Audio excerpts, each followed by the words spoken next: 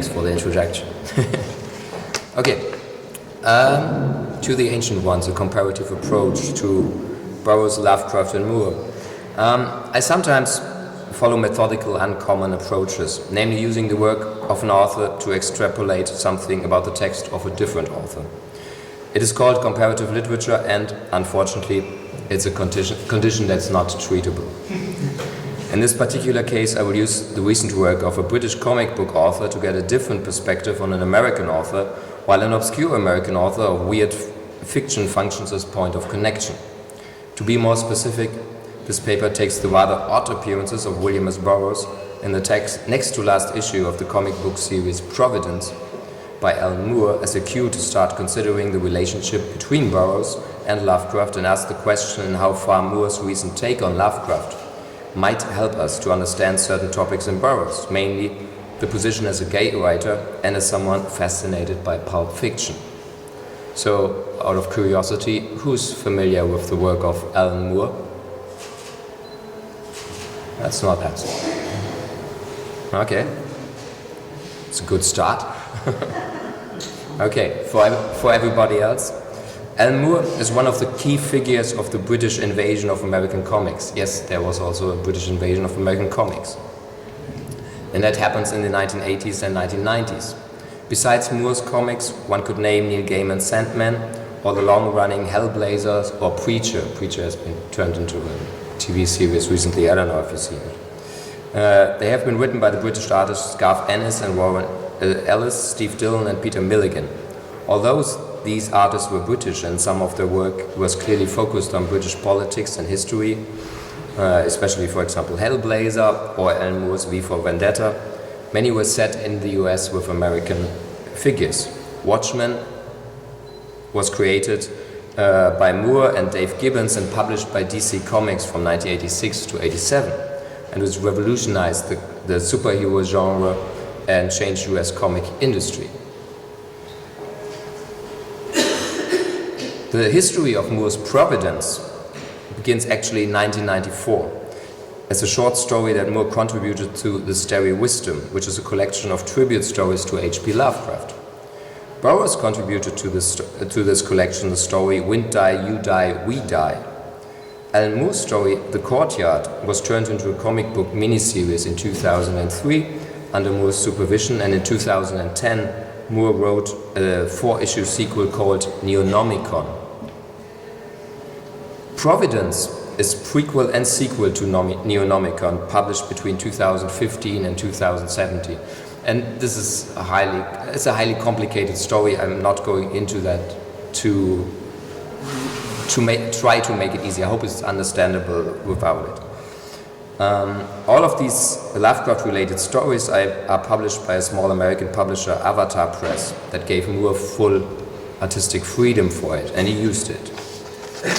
The influence of H.P. Lovecraft on the work of Alan Moore can be seen throughout his career. But the two connected series, Neonomicon and Providence, present a conscious new interpretation of Lovecraft's stories in the form of two rather radical comic book series.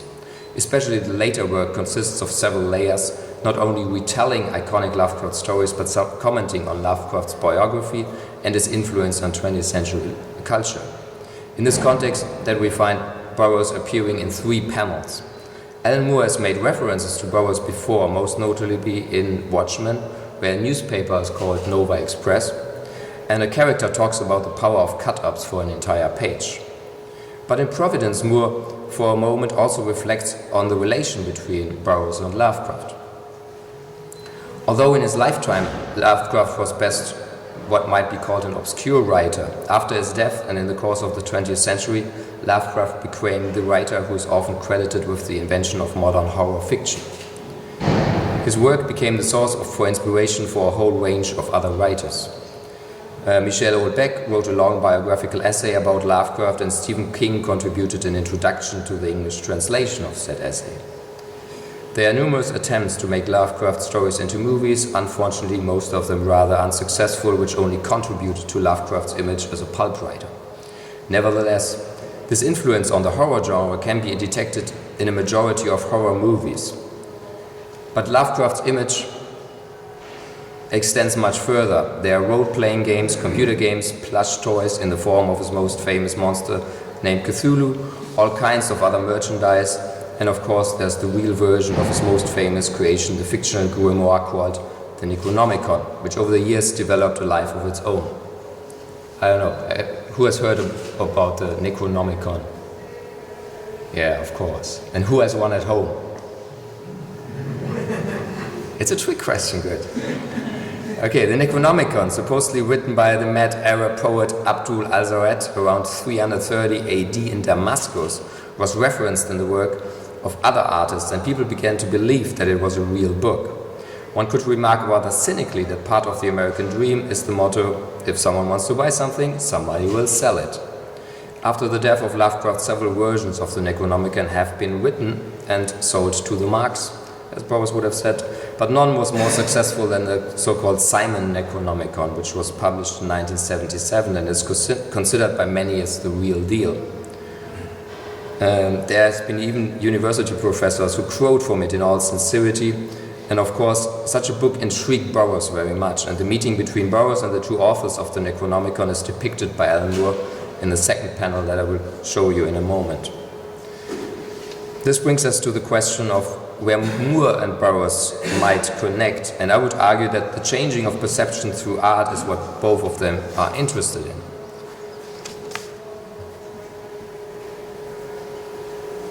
Alan Moore said in an interview, "It's pretty much a fact that our entire universe is a mental construct. We don't actually deal with reality directly.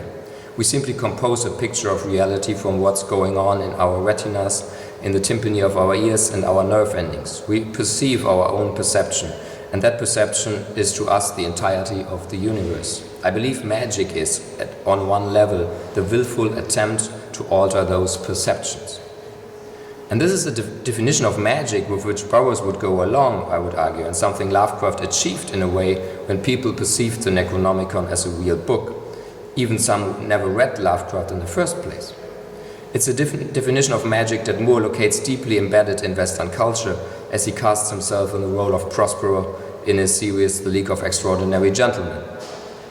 The different perceptions of reality as topic comes up constantly in Lovecraft, even in regard to the reading of texts. And if some of you have read The Call of Cthulhu, one only gets the experience of the full picture, so to speak, after the reading of all the relevant texts, although they seem completely unrelated at first glance. The story, The Call of Cthulhu, consists of 3 different manuscripts embedded in the frame narrative, and after reading the last manuscript, the reader and narrator understand what really happened on March 23rd, 1925.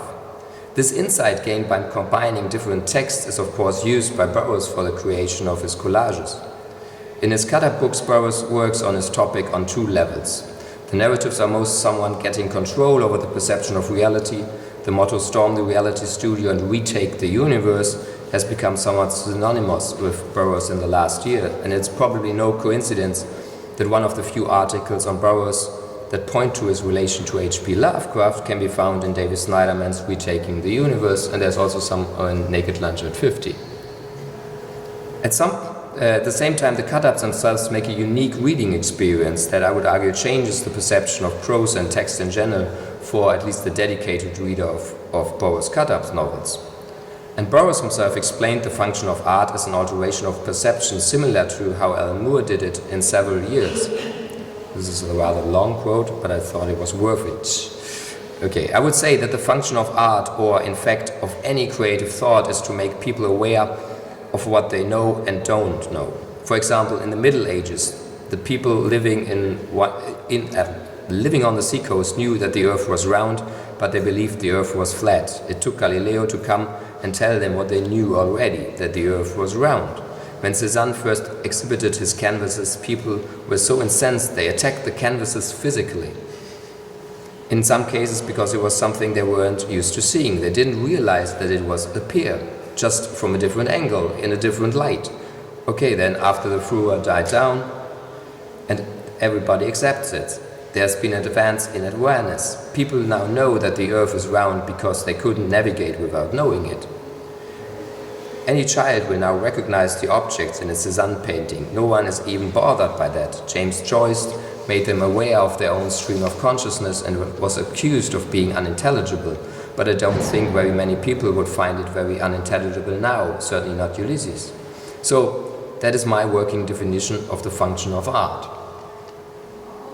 Burroughs uses these examples often when he's asked about the function of art, and of course he considers cut-ups in the same vein.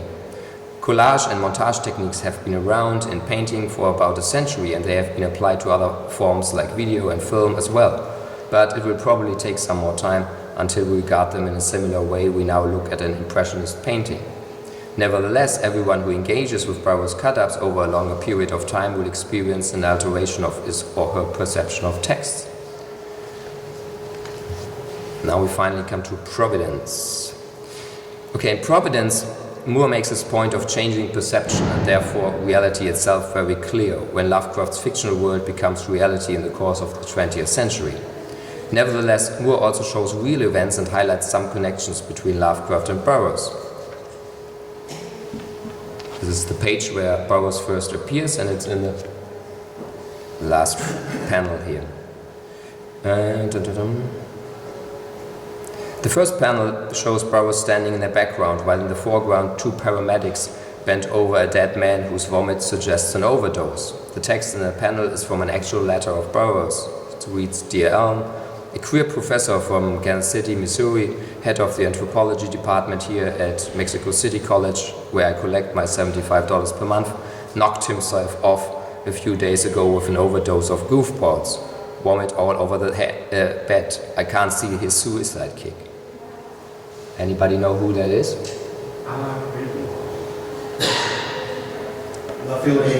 Secretary. Secretary of who? Perhaps secretary biographer. Yeah, something like that, exactly. The queer professor who killed himself after a disgruntled student threatened to expose him as a homosexual was Robert Barlow. Barlow exchanged letters with Lovecraft in the 1930s. Lovecraft visited Barlow actually in Florida in 1934 and only then discovered the young age of his pen friend. When 43-year-old Lovecraft met his young fan for the first time, Barlow was just 16 years old. After Lovecraft's death 3 years later in 1937, Barlow became his literary executioner. But Barlow was quickly ousted by other Lovecraft disciples and found himself following his passion for Mayan culture that led him to the position at Mexico City College. Burroughs obviously knew Barlow through his studies of Mayan culture, but it's at least unclear to me whether there were any meetings between the two outside of the lecture, and whether Burroughs was aware that Barlow and Lovecraft were close friends, or if they ever discussed Lovecraft.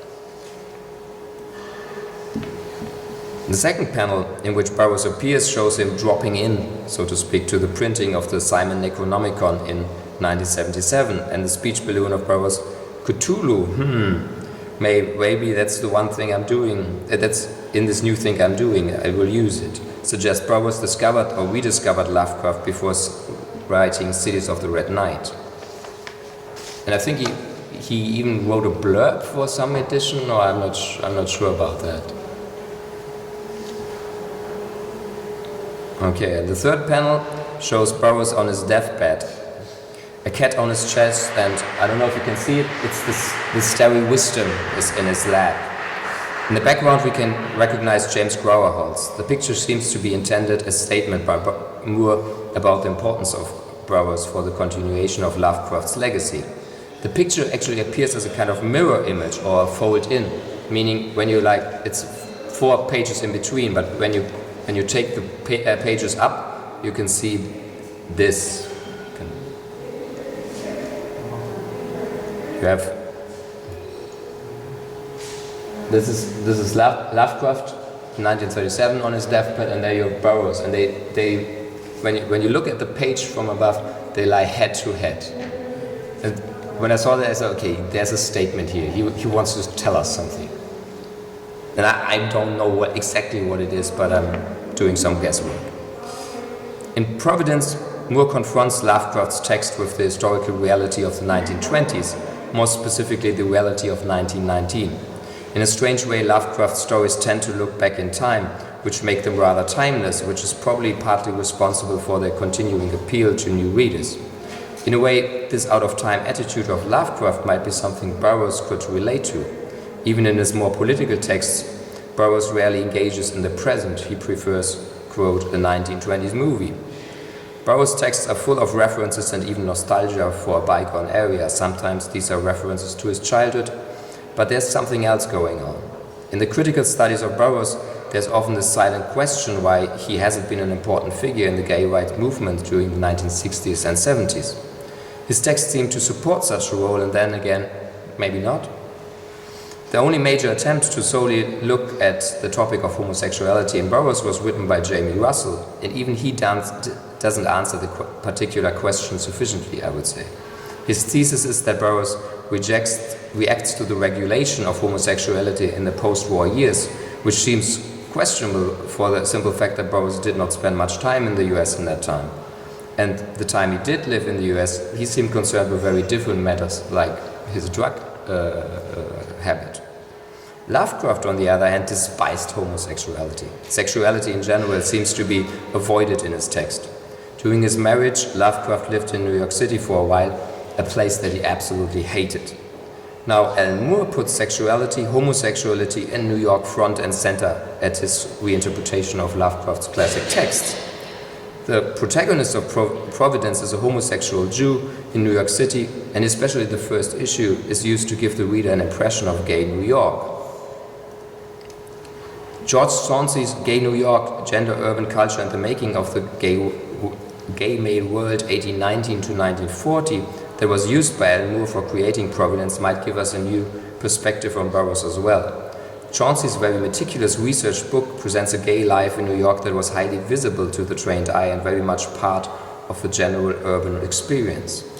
After the repeal of Prohibition, the segregation of the gay world took place, but the gay culture continued to be a major part of life in New York City in the following decades. When Burroughs came to New York in the 1930s and 40s, the gay world that thrived before was still visible for him. Barry Miles points out in his biography, Call Me Burroughs, that Burroughs went, quote, to New York to get drunk and have sex, end of quote, during his Harvard days especially. And Burroughs wrote about this time in New York, quote, in the early 1930s when I was studying at Harvard University, New York was a glamorous, sophisticated, romantic, glittering metropolis, the place where things were happening, end of quote. When the situation got worse after the war and during the repressive 1950s, Burroughs didn't live in New York or even the United States. He returned to New York City in the days of the early pornographic cinema in the 1940s. Although he had some shameful experience in his youth, Burroughs never had what is called as a coming out, so to speak. On the contrary, he knew how an out in the open homosexual life looked like, and therefore his books never took up the narrative of the gay right movement of the time, about finding identity, fighting for their rights, and that of constant progression of rights. Burroughs identified with the vanishing gay culture of the 1920s, New York, and continued to do so, though he was kind of shocked by the explicit porn of the 1970s, which explains his different depiction of homosexuality that probably alienated younger gay readers at the time. Queer, his supposed coming out novel, does not follow the familiar narratives, especially given the fact that the gay man in the novel is obviously the predator and the straight Allerton the victim. But in the context of 1920s gay culture, when straight men were called straight and very much part of gay life, the story makes much more sense. Burroughs was aware of the vast secret world with its own territories and codes constituted by gay culture. And I would say this sounds familiar also to the hobo world described by Jack Black, and it's something Burroughs was obviously fascinated with as well. The hidden world of the Wild Boys and the cities of the Red Knight and others of Burroughs' secret societies have their origin in fiction, in literature, as well as in a somewhat hidden reality of the hobos and gay New York. Lovecraft was an author fascinated with some of the literature and culture that came before him. The author he probably looked up to the most was Edgar Allan Poe. Alan Moore confronts now Lovecraft's text with the historical reality of the 1920s, and we have to see Burroughs in a similar historical context of the probably 1930s and early 40s, and not the political, very different climate of the 50s and 60s. Something he experienced only occasionally by visiting the States or in different form in London and Paris. In his book Queer Burroughs, Jamie Russell even realized that Burroughs' vision of the gay world is anachronistic, as he says, but the historic vision does not make him old-fashioned. In preserving the gay world that existed in New York before the Second World War, he simply contradicts the main narrative of the 1960s and 70s. And as Alan Moore seems to suggest, I think it would prove fruitful in the future to read, for example, Cities of the Red Night more as a gay New York-style 1920s celebration through this very up-to-date crossover and crime and horror fiction that you can find in Cities of the Red Night. It reads a bit like True Detective or something, where you have the combination of crime and horror story. And Burroughs himself invokes the connections to Lovecraft's Cthulhu, although he uses the spelling from the Simon Necronomicon and other deities in the beginning of Cities of the Red Night. He ends his invocation with a sentence that is in line with Alan Moore's definition of magic. To all scribes and artists and practitioners of magic through whom these spirits have been manifested, nothing is true and everything is permitted. Thank you.